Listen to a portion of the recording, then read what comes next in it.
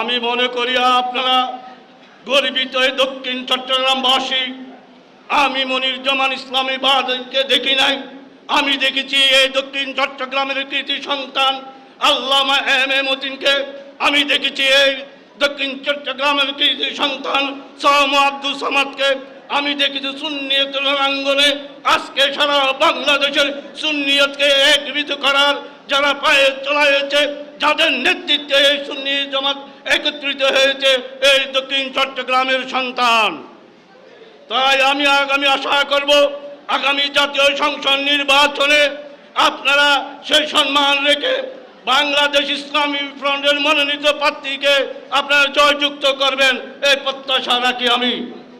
এই কর্ণফুলীর আঘাত প্রতিঘাত অনেক এসেছিল, আমরা যতটুকু পেরেছি সমস্যার সমাধান করে দিয়েছি, সমস্যার সমাধান করেছি।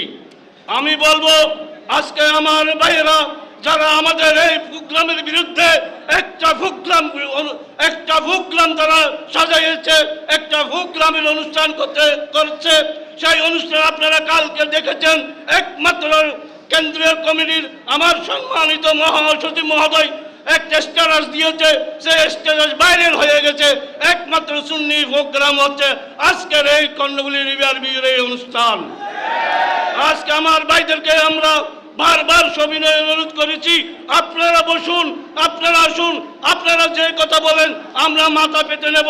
সেই দিন দায়িত্ব দিয়েছিলাম আমি আমার সভাপতি আব্দুল নবী আব্দুল কাদেরী হাসান।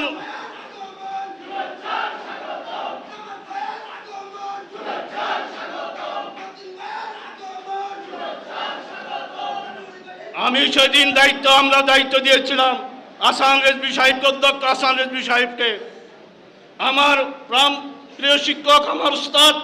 সেদিন আব্দুল নবী আমরা দায়িত্ব দিয়েছিলাম যে আমার ভাইদের মধ্যে বলবো যদি না থাকুক, আপনি যেই রকম বলেন সেই রকম আমরা মাথা পেতে নেব। কিন্তু অত্যন্ত দুঃখের সাথে বলতে হচ্ছে 3 দিন পর উনি আমাকে ফোন করে বলেছে ওনারা বসবেন আপনাদের সাথে। আজ আপনি নগরের সভাপতির দায়িত্ব আছেন, আপনি যা বলেন তো আমরা মেনে নেব, কিন্তু ওনারা মানি নেয় নাই।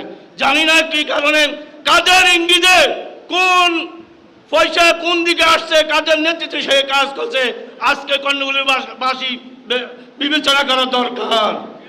এই অর্থ কোথায় থেকে আসতেছে, এই তাদের ইন্ধন কারা যোগাচ্ছে সেটা দেখার বিষয় রয়েছে। পরিশেষে আপনাদের দোয়া চেয়ে আসন্ন জাতীয় সংসদ নির্বাচনে একসাথে কাঁধে কাঁধ মিলে কাজ করার জন্য আহ্বান জানিয়ে আমার বক্তব্য এখানে শেষ করলাম। আসসালামু আলাইকুম।